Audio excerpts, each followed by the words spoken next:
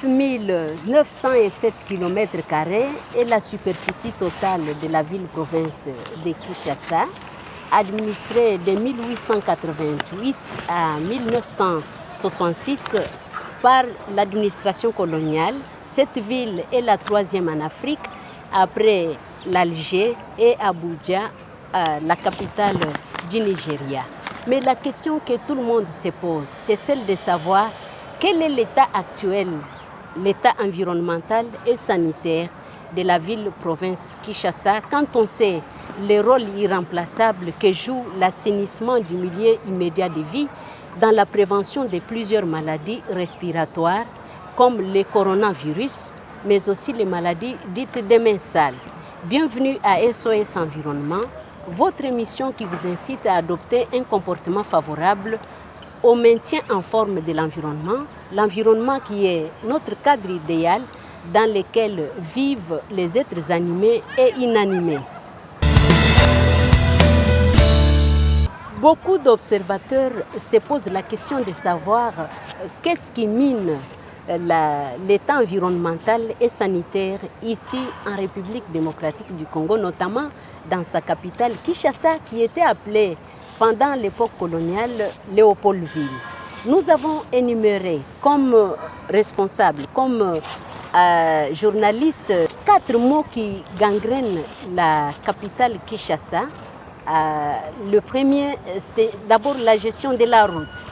Tout le monde peut observer actuellement comment l'occupation anarchique des espaces qui longent des grandes routes, des avenues, des grandes artères, mais aussi les boulevards dans la capitale Kinshasa, qui sont occupés anarchiquement par les vendeurs, alors que ces vendeurs remplissent les caniveaux et les égouts qui permettent l'évacuation des eaux vers le fleuve. Nous allons dire ceci. Les codes de la route de 0,78/22 de 1975 avaient vraiment mis en place la modalité de fonctionnement des usagers de la route, y compris les engins roulants et les piétons. Comment est-ce que ces gens doivent fonctionner en République démocratique du Congo? Pour les téléspectateurs, nos téléspectateurs que vous êtes, il faut que je dise ici que, contrairement à ce que les autres personnes pensent, les trottoirs, les caniveaux, les égouts font partie intégrante de la route. Donc, tu ne peux pas prendre ta marchandise à la maison et occuper les trottoirs comme si les trottoirs faisaient partie d'une partie de ta maison. Donc, le non-respect des codes de la route, le non-respect des espaces publics, mais aussi la route en République démocratique du Congo sont devenus monnaie courante. Les marchands, quelques Quinois véreux, prennent leurs marchandises tout bonnement à la maison et vendent ça sur les trottoirs, empêchant aux passants, les exposant à aller marcher sur la chaussée pour se faire renverser par des voitures. La deuxième chose qu'il faut souligner, c'est le respect des structures contraignantes mises sur la voie publique pour permettre la circulation sans faille. Il s'agit des sauts de moutons, des passerelles, des viaducs, des ponts, mais aussi des marquages au sol, qui sont des structures contraignantes mises sur la voie publique pour permettre aux usagers des routes, notamment aux engins roulants, de circuler sans problème.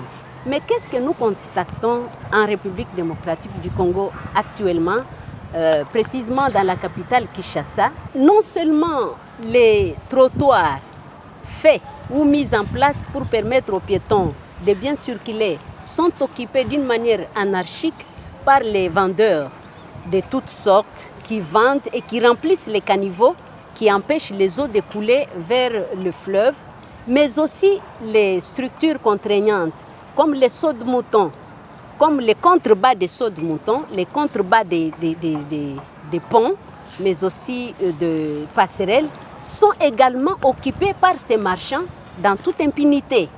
Donc, les piétons difficile à prendre les marquages au sol qui leur permettent de traverser en toute sécurité les grandes voies comme le boulevard, les grands axes routiers comme le boulevard, parce que les chauffeurs ne sont pas instruits à savoir que les marquages au sol sont réservés aux piétons.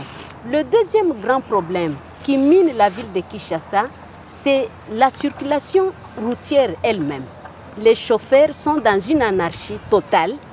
Ils fixent les itinéraires, les tarifications, mais aussi les destinations de leurs voitures dans toute impunité. Ce genre de comportement met en mal notre environnement commun, comme Congolais, comme peuple. Un chauffeur qui dépend de l'État congolais, qui circule parce que l'État congolais a érigé des grandes routes pour lui permettre de bien circuler, ne peut pas fixer lui-même la modalité de fonctionnement, la modalité de ses trajectoires qu'il doit suivre, mais aussi la tarification qu'il doit fixer comme bon lui semble.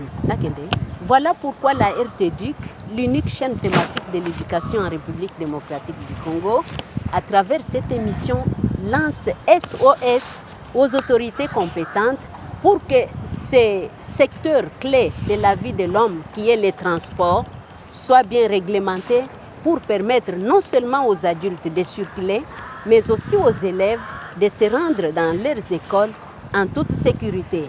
La deuxième chose qui mine la vie environnementale et sanitaire en République démocratique du Congo, notamment dans la capitale Kinshasa, c'est la nuisance sonore. Que cette nuisance soit diurne ou nocturne. Je vais donner un exemple.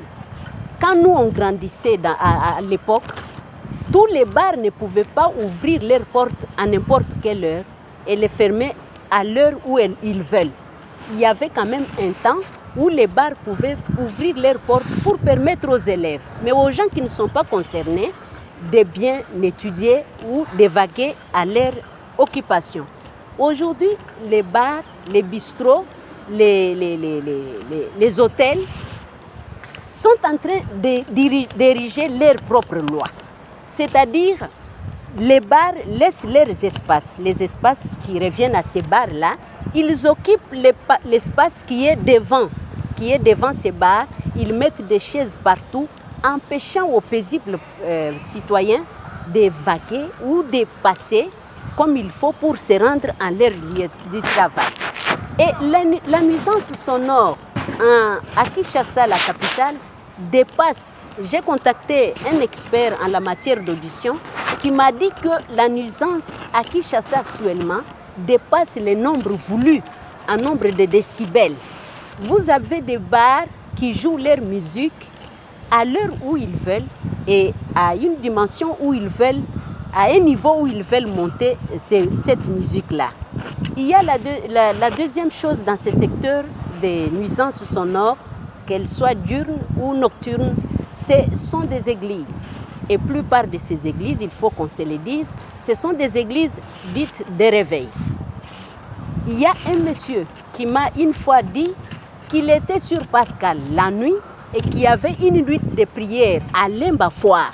Il pouvait suivre mot à mot tout ce qui se disait dans cette nuit de prière.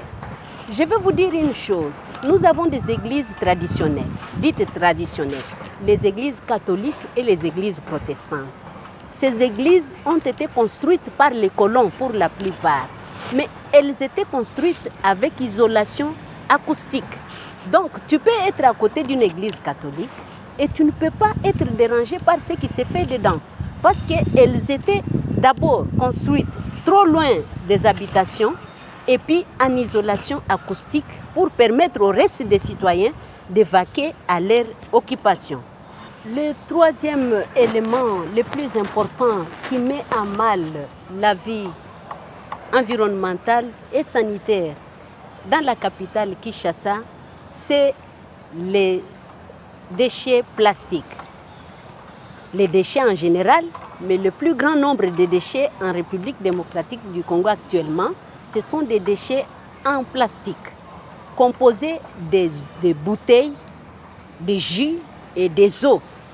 Vous savez que la République démocratique du Congo est le deuxième poumon vert après le Brésil. Et il joue un rôle prépondérant dans l'atténuation du climat, non seulement ici en Afrique, mais aussi dans le monde entier, à cause de nos eaux, à cause de nos forêts, à cause de nos tourbières et d'un grand barrage, le plus grand en Afrique après Aswam d'Égypte, en matière des énergies renouvelables. Et les bouteilles, aujourd'hui actuellement à Kinshasa, les bouteilles, les déchets biodégradables et non biodégradables envahissent nos caniveaux, envahissent nos maisons, envahissent même les places où ces déchets ne pouvaient pas se trouver. Quand vous quittez l'aéroport d'Ingili vers le centre-ville, vous ne pouvez pas faire un pas sans rencontrer une bouteille de jus, une bouteille de l'eau, une bouteille de je ne sais pas de quoi, et tout ça s'est disséminé à travers la capitale. Vous savez que la pollution plastique, c'est un problème qui hante actuellement notre planète. Et beaucoup de conférences, comme la conférence de Paris, étaient axées sur les méfaits de la pollution plastique. Et je vous ai dit la fois passée que l'objet en plastique, un plastique peut faire 400 ans sous la terre sans se décomposer. Et quand vous jetez un objet en plastique dans l'eau, cet objet va boucher le fond de la mer, le fond des océans, et nous avons ainsi le réchauffement climatique. Alors que les pays membres, cadres des Nations Unies sont en train de lutter à travers plusieurs conférences sur le climat pour l'atténuer et le maintenir à 1,5 degré Celsius. Nous qui sommes solution au problème du réchauffement climatique, nous ne savons pas nous comporter. Et la dernière recommandation, il faut restaurer à tout prix l'ancienne hygiène publique qui circulait dans nos quartiers, dans nos avenues, les mesures préventives sanitaires et environnementales très nécessaires pour la population congolaise. Nous sommes au terme de cette émission SOS Environnement, votre émission. Vous remerciant de l'avoir suivi, mais surtout à la technique qui nous a permis de l'enregistrer et de nous faire parvenir dans vos maisons, en vous incitant à être des éco-citoyennes et des éco-citoyens. Nous vous remercions de tout cœur de nous avoir suivis.